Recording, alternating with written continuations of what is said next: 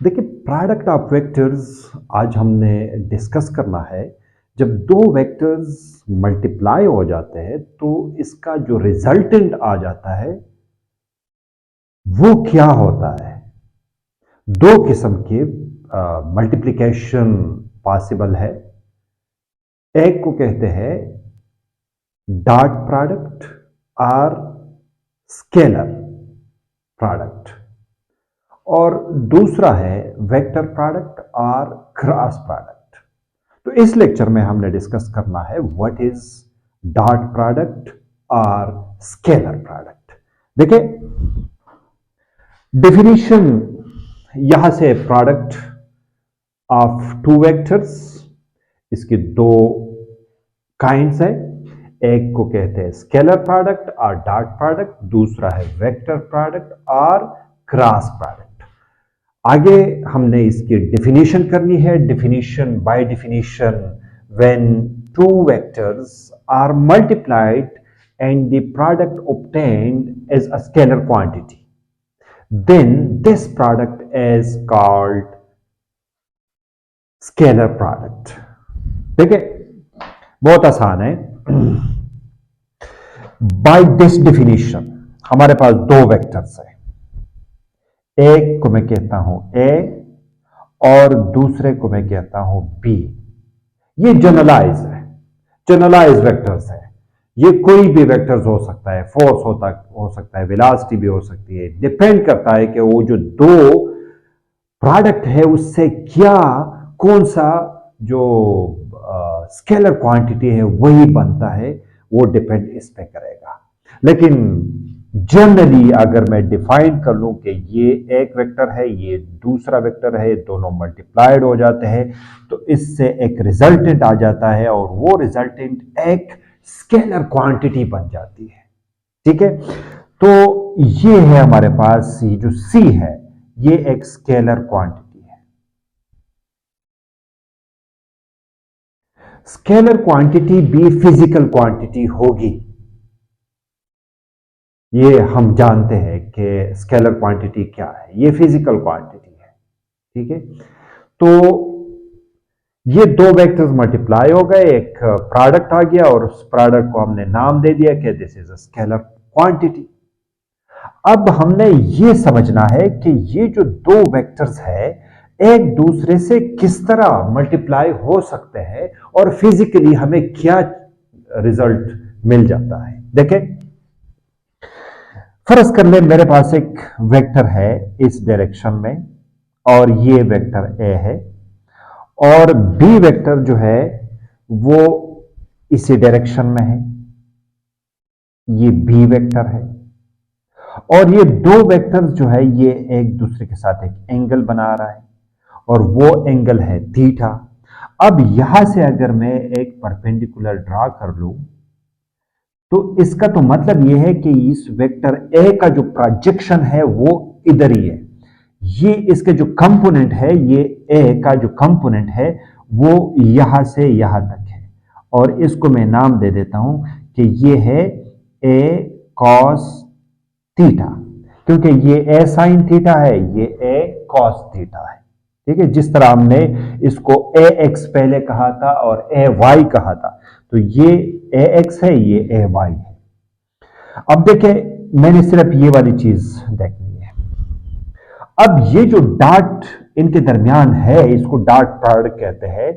तो अब अगर ये डॉट प्रोडक्ट में हटा दो तो फिर मेरे पास तो इसका मैग्नीट्यूड आना चाहिए और इसका मैग्नीट्यूड आना चाहिए। तो यहां से हमें मिलेगा ए का मैग्नीट्यूड, जो ए का मैग्नीट्यूड है वो ए है, और बी का जो मैग्नीट्यूड है वो इसी डायरेक्शन में है और वो है साइन थीटा है, और बी का जो मैग्नीट्यूड है वो बी है। ठीक है, ये ए और बी इसके मैग्नीट्यूड है, विच इज इक्वल टू सी।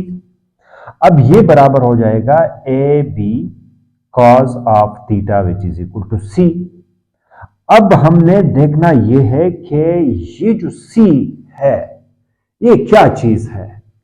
इस सी को हमने ढूंढना है कि ये जो सी मैंने लिखा है प्रैक्टिकल एग्जाम्पल से हमने इसको कैसे समझना है।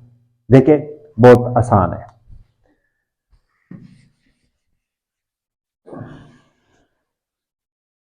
मैं एक एग्जांपल दे देता हूं। एग्जांपल ये है कि फोर्स है जो एक वेक्टर क्वांटिटी है जो मैं कंसिडर कर सकता हूं ए, और डॉट में लिखता हूं जो बी वेक्टर है वो डी है, डिस्प्लेसमेंट। और इन दोनों को जब आप मल्टीप्लाई कर देते हैं तो हमारे पास आ जाता है वर्क। वो जो सी है ये वो वर्क है। अब वर्क बाय डेफिनेशन वर्क हमारे पास फिजिक्स में एफ डॉट डी के बराबर है। देखिए, अगर आप एक फोर्स अप्लाई कर रहे हैं एक ऑब्जेक्ट पे और वो एक डिस्टेंस मूव कर रहा है, तो फिजिक्स में इसको कहते हैं कि आप वर्क डन कर रहे हैं। ये एक मार्कर है, इसको मैं खींच रहा हूं, इसमें फोर्स अप्लाई कर रहा हूं और ये इसका डिस्प्लेसमेंट भी हो रहा है, तो इसका मतलब है आप वर्क डन कर रहे हैं। तो यहां से हमें मिला है वर्क डन जो है ये बराबर है एफ डॉट डी। अब इनको आगे हमने इस तरह लिखना है कि ये जो वर्क है this is equal to f dot d. अगर मैं इसको इस तरह लिख दूं, अब यहां पे मैंने लिखा था कि ए बी कॉस थीटा। अब ए बी कॉस थीटा जो है इसको मैं किस तरह लिख दूं, देखें, एफ डी और ये डॉट प्रोडक्ट अगर मैं खत्म कर लूं तो ये बराबर हो जाएगा कॉस थीटा। बिल्कुल एग्जैक्टली उसी तरीके से है कि आपके पास यहां पे एक फोर्स है, एक फोर्स अप्लाई हो रहा है, कोई भी ऑब्जेक्ट है इस पे अप्लाई हो रहा है और वो एक डिस्टेंस कवर कर रहा है इसी डायरेक्शन में। ये एक डिस्टेंस है डी, और यहां से अगर मैं एक परपेंडिकुलर ड्रा कर लूं तो ये जो कंपोनेंट है ये इसका है एफ कॉस थीटा। अब ये जो चीज है एफ कॉस थीटा और डी मैंने लिख दिया, तो ये मेरे पास है वर्क डन। अब इस वर्क डन को हमने देखना है कि ये जो एंगल है इसका बहुत इंपॉर्टेंस है। फर्ज कर ले ये एंगल इस फोर्स और डी के दरमियान जीरो है। मतलब यह है कि ये जो फोर्स है ये अगर इसी डायरेक्शन में है तो डी और फोर्स सेम डायरेक्शन में है। अगर ये सेम डायरेक्शन में है तो इन दोनों के दरमियान, फोर्स और डी के दरमियान एंगल जो है वो जीरो है। F theta is equal to zero. तो फिर ये जो वर्क है this work which is equal to f d cos of zero. Cos of zero जो है ये बराबर है 1 का। तो फिर हमारे पास जो वर्क है this is equal to f d, ये हमारे पास वर्क है और ये वर्क जो है ये मैक्सिमम होगा। देखिए कि ये जो एग्जांपल है इसको हमने आगे थोड़ा सा बढ़ाना है और ये और भी समझना है कि यहाँ पे फोर्स है, यहाँ पे डी है, हमने वर्क डन, हमने कहा हुआ है कि work which is equal to f d cos theta. अब मैं ये कह रहा हूं कि थीटा पे डिपेंडेंट है, ये जो वर्क डन है ये थीटा पे डिपेंडेंट भी है।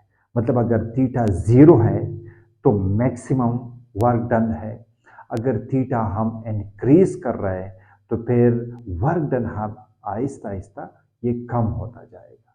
ठीक है, और जब 90 एंगल हो जाता है तो फिर आपके पास जो वर्क डन है वो जीरो हो जाता है। देखिए, मैं ये कंसिडर कर लेता हूं कि लेट सपोज मेरे पास जो एफ है ये 10 न्यूटन है और ये जो डिस्प्लेसमेंट हो रहा है ये भी 10 मीटर है, और थीटा मेरे पास जो एंगल है इनिशियली थीटा वो जीरो है।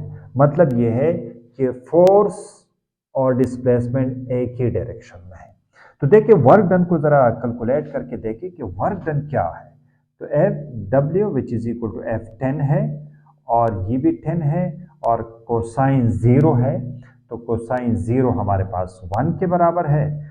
तो इसको मल्टीप्लाई कर ले, ये 1 हो गया, ये तो 100 जूल इतना वर्क होगा। अगर हमारे पास 100 जूल होगा। एक एंगल से, एक ऑब्जेक्ट मैंने पकड़ा हुआ है और एक एंगल से मैं इसको खींच रहा हूं। देखें ये एक ऑब्जेक्ट है, कोई भी ऑब्जेक्ट इधर है और इसको एक रस्सी से मैंने बांधा हुआ है और इसको मैं एक एंगल से इसी डायरेक्शन में मैं इसको खींच रहा हूं। तो डिस्प्लेसमेंट तो इधर ही होना है। अब देखना यह है कि यहां पे वर्क डन क्या होगा। लेट सपोज ये जो थीटा है यहां पे 45 डिग्री बना रहा है, ये 45 डिग्री डी और इसके दरमियान जो फोर्स है वो 45 डिग्री है। तो देखें वर्क डन क्या होगा। Work done which is equal to 10 cosine of 45 degree. आप जरा जाके चेक कर ले कि ये कोसाइन, ये तो 100 हो जाएगा और कोसाइन 45 डिग्री ये बराबर है 1 डिवाइडेड बाई 2 अंडर रूट। और 1 डिवाइडेड बाई 2 अंडर रूट जब आप इसको 1 2 अंडर रूट पे डिवाइड कर ले तो अप्रॉक्सीमेटली 0.714 ही कह दे। अप्रॉक्सीमेटली आप जाके चेक कर ले कि एग्जैक्ट वैल्यू क्या है, लेकिन मैंने अप्रॉक्सीमेटली 0.714 कह दिया। अब इन दोनों को अगर मैं मल्टीप्लाई कर दूं तो इसको तो सिंपल सी बात है, ये 71.4 समथिंग आ जाएगा और ये जूल है। तो ये है वर्क डन। जरा देख लीजिएगा, ये एंगल जब 0 है तो 100 जूल था वर्क डन। जब एंगल आपने इंक्रीज कर दिया 45 कर दिया तो वर्क डन डिक्रीज हो गया। अब अगर एंगल आप 90 कर दे डी और एफ के दरमियान तो फिर आपके पास कोई वर्क डन नहीं होगा, आपके पास वर्क डन 0 हो जाएगा। तो इसी वजह से जब आपके पास एंगल 0 है तो मैक्सिमम वर्क डन, जो ही आप एंगल बढ़ाते जाएंगे तो आपके पास जो वर्क डन है वो आहिस्ता आहिस्ता कम होना शुरू हो जाएगा और जब ये 90 पे पहुंच जाएगा तो आपके पास वर्क डन 0 हो जाएगा। तो ये है एक प्रैक्टिकल एग्जांपल स्केलर प्रोडक्ट की जो वर्क डन है। ठीक है, सिमिलरली पावर भी हो सकता है। पावर जो है ये भी एक स्केलर क्वांटिटी है और ये भी दो चीजों को अगर आप मल्टीप्लाई करके देख ले तो ये बन जाता है। देखिए पावर बाय डेफिनेशन ये बराबर होते हैं वर्क पर यूनिट टाइम, मतलब W divided by T, work done per unit time, इसको कहते हैं पावर। और पावर अगर आप लोग देखें वर्क डन जो हमारे पास है F डॉट D के बराबर है डिवाइडेड बाय T। तो इसको आप इस तरह लिख दे F dot D divided by T कर दे तो ये F dot D divided by dt ये V के बराबर है। तो F डॉट V ये भी है कि दो वेक्टर्स मल्टीप्लाइड हो जाते हैं और आपके पास जो रिजल्टेंट आ जाता है वो एक स्केलर क्वांटिटी होती है। ठीक है, तो ये है एक सिंपल जो आपके पास एग्जांपल है और ये जो प्रोडक्ट है ये बहुत आसान है, ये मुश्किल नहीं है। अच्छा, इसमें एक और बात भी है कि ये जो स्केलर प्रोडक्ट है ये कमोटेटिव प्रॉपर्टी होल्ड करती है। कमोटेटिव प्रॉपर्टी मींस 2 ज़रबे 3 इज इक्वल टू 3 ज़रबे 2, इसको हम कहते हैं मल्टीप्लिकेटिव या इसको कहते हैं कमोटेटिव प्रॉपर्टी। अब यहां पे हमारे पास जो दो वेक्टर्स है इसको मैं जनरलाइज कर रहा हूं क्योंकि ये मैंने एग्जांपल्स दे दिए। जनरलाइज दो वेक्टर्स है क्योंकि ये हर एक वेक्टर के लिए आप यूज कर सकते हैं। दो वेक्टर्स है ए डॉट बी, इसको अगर आप मल्टीप्लाई कर दे तो इससे ए बी कॉस थीटा आ जाता है, लेकिन बी डॉट ए जब इसको मल्टीप्लाई करें तो बी ए कॉस थीटा आ जाता है। तो इसका मतलब है ये इक्वल है ये साइड, तो ए डॉट बी जो है ये बराबर है बी डॉट ए के। तो इसका मतलब ये है कि कम्यूटेटिव प्रॉपर्टी जो है ये होल्ड करती है, ये डॉट प्रोडक्ट जो है। ये जो डॉट प्रोडक्ट है, अगर हम इसको यूनिट वेक्टर्स के लिए यूज कर लें तो फिर हमारे पास ये जो यूनिट वेक्टर्स है इनके दरमियान अगर हम डॉट प्रोडक्ट लिख दें तो फिर क्या रिजल्ट निकल सकता है। देखिए यूनिट वेक्टर्स हमारे पास आई जे एंड के है, मतलब ये आपके पास ये x है, ये y है और ये z है। इसका जो यूनिट वेक्टर है वो i है, इसका यूनिट वेक्टर j है और इसका यूनिट वेक्टर k है। अब देखिए इन दोनों के दरमियान जो एंगल है वो 90 है, इन दोनों के दरमियान जो एंगल है वो 90 है, इन दोनों के दरमियान जो एंगल है वो 90 है। अब अगर ये दो यूनिट वेक्टर्स अगर हम मल्टीप्लाई करते हैं, देखिए आई डॉट जे को अगर मैं मल्टीप्लाई कर दूं तो बाय डेफिनेशन जो हमने ए डॉट बी, क्योंकि ये दो वेक्टर्स है, ये यूनिट वेक्टर्स है, इसको हमने लिखा था A B cos of theta. अब इसको हमने लिखना है आई जे, ये मैग्नीट्यूड्स है, आई और जे ये मैग्नीट्यूड है। ये ए जो है आप इस तरह भी लिख सकते हैं, ए मैग्नीट्यूड, ये इस तरह भी लिखा जा सकता है, कोई इशू नहीं है, इस तरह लिखते हैं। तो इसको भी अगर आपने लिखना है A magnitude, I magnitude and J magnitude और कोसाइन ऑफ थीटा, और थीटा हमारे पास यहां पे इन दोनों के दरमियान 90 है। तो cos 90 is equal to 0, it means that I dot j is equal to हमेशा के लिए इनका प्रोडक्ट ये 0 होगा। सिमिलरली j डॉट k, इनके दरमियान जो एंगल है वो भी 90 है। सिमिलरली ये जो मैंने कर दिया इसी तरीके से ये भी 0 होना चाहिए। फिर k डॉट i जो है, k डॉट i ये हमारे पास 0 होना चाहिए।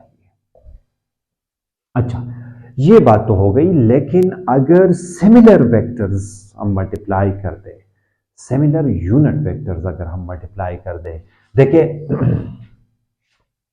ऐसा ही कर दें कि a डॉट a को मैं मल्टीप्लाई कर देता हूं, तो a डॉट a का मतलब है a का मैग्नीट्यूड, फिर a का मैग्नीट्यूड और कॉज ऑफ 0, क्योंकि ए वेक्टर और ए वेक्टर इनके दरमियान एंगल 0 होना चाहिए।